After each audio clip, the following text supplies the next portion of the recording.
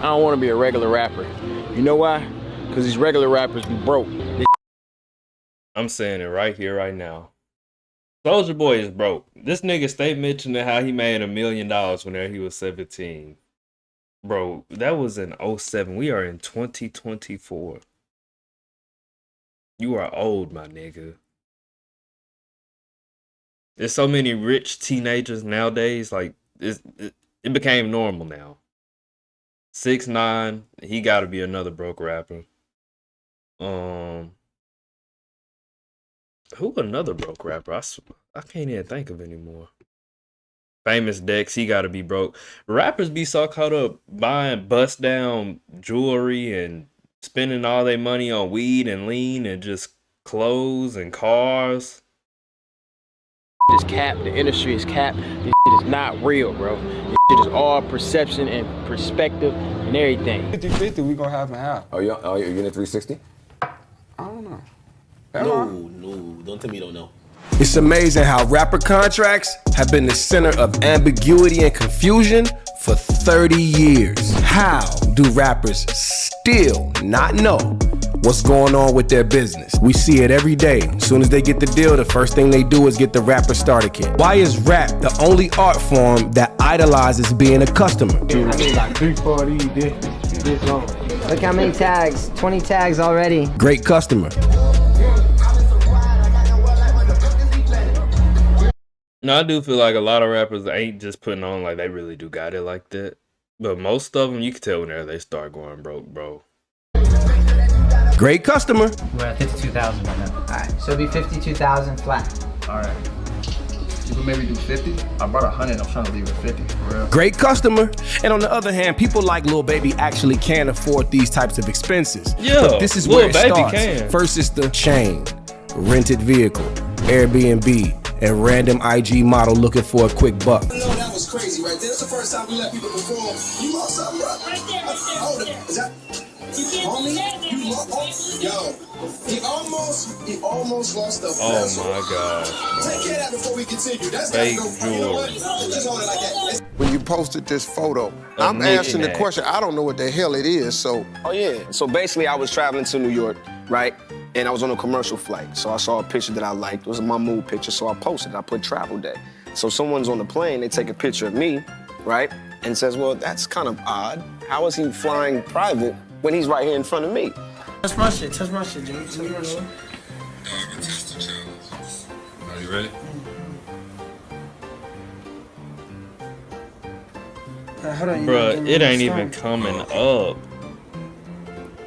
I'm getting on the No, 6ix9ine got that chain from the mall, bro, from the little Indian dude that be at the kiosk, bro. Then you ask him, is it real? Yes, my friend, yes, 14 karat. Nigga, that's plated. It's sprayed. But Jay-Z summed it up with this line. Change is cool a cop, but more important is loyalty. But apparently nobody heard him. But wait a minute, we getting ahead of ourselves. The truth is, most of this is not even these rappers' fault. These dudes are really just doing what they've seen their idols do. But their idols eventually outgrow the nonsense and back away from it. Look at Jay's 444 album. You wanna know what's more important than throwing away money at a strip club? Credit. And he was the main dude pushing the idea of jewelry, fast cars, and spending big dough. Hip-hop's competitive nature set the wrong tone for the new generation, but the fans love it. And therein lies the birth of the fake world of broke rapper lifestyle. And it's interesting because I never think of rappers as victims, but they are. Let's look at how a record contract really breaks down to really understand how broke rappers actually are. Your single was 99 cents, mine was $4. This is an incredibly slept on Jay-Z line, and I'm gonna tell you why. Because it illustrates how far apart good rap business is from bad rap business. And this new generation is almost exclusively bad rap business. So when Jay dropped this line, he was in a joint venture with Def Jam, which usually means. But that's like a lot of people nowadays. Like, they so worried about putting on the front for the people and like, they don't even be having it like that sometimes. Like, they so worried about putting on the front for the people, bro. They be going in hundreds of thousands of dollars in debt.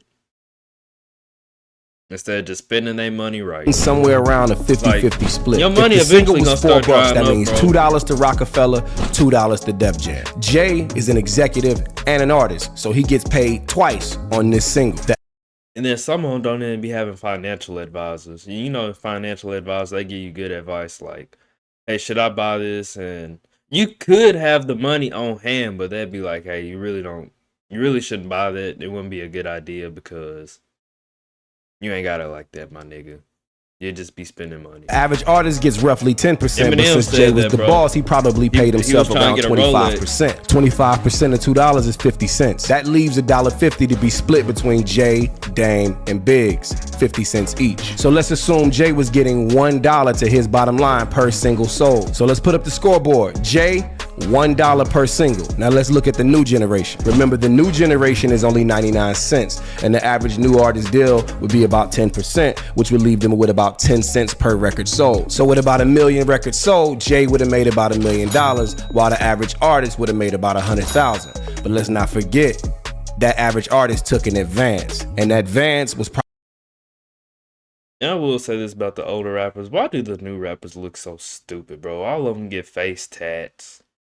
And like just Nardo Wick, Lil Baby. I say Duh Baby. I really can't think of any more off the top of my head, bro. I really can't.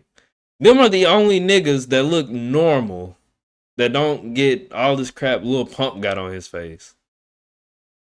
Like, yeah, they may be dripped out up in jewelry and nice clothes, designer. But bro, why you got rap shaving off the eyebrows, shaving off one eyebrow, keeping the other one, face full of tats. probably $250,000. And this is how you can have an artist with a platinum single and still be in debt to the label. And the mechanics of how an album works are even worse, but we'll save that for another video. So when you see artists throwing money and copping jewelry, usually that's the money they got from the label to make the album. It's all a big contradiction, because so many artists say they use rap and sell drugs to escape the hood and take care of their families just to get rich and blow it all on bullshit. Look at this list. You're gonna see some legends on this list. This is just a list of artists that have had to fight their way out of a bad contract at some point in their career. And many times that bad contract was during the time that they were at the height of their sales. So they didn't even profit from the best years of their artistry. A lot of times they've had to find other ways creatively to make money post the height of their success. So then I think about like a new artist who signs a deal, gets an advance, doesn't manage it right, is in a bad contract, then they get on the internet and flex, and now they have an image to uphold. So the next thing you know, they robbing the next man to try to keep the image up to hopefully sell records to get the money that they already got that they should have managed better. You get what I'm saying? I think a lot of mistakes that get made is what you just said, right? You got an advance from a major, and maybe you didn't spend it in the smartest way. Man, I went splurging. And a lot of people don't realize, like, you know, you get that advance and your music has to make that much money back times whatever your terms are. Otherwise, the conversations get dry. And well, also otherwise you're not going to see any money off your music. Right. You know what I mean?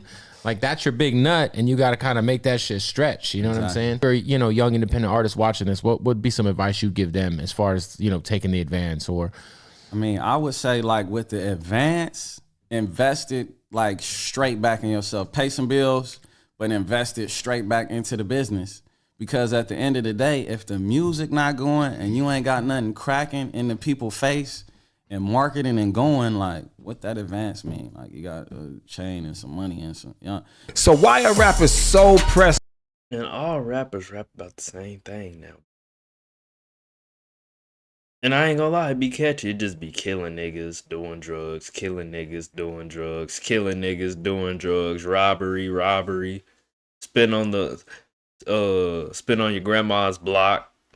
for clout. But it be What is catchy, it that though. makes these artists feel like they have to sacrifice their financial well-being and the future of their careers It be just to hard look to good stop today? listening to rap I mean, the music, pressure dog. from this type of situation is unbearable. Remember when Lil Wayne was having seizures on flights because he was ODing on drugs? Why do you think these dudes are over-medicating themselves in these situations? It's the pressure from the spotlight, the finances, and what they have to do and who they have to be to please the fans and meet all of their financial obligations as artists. I mean, just look at how many rappers have been exposed for wearing straight up fake jewelry. Or look how many artists have been exposed for trying to look richer than they actually are. I say it like this: shout out to any of the managers, lawyers, labels, or individuals that are trying to hold these artists accountable, teach them some level of financial literacy, and get their heads in the right direction.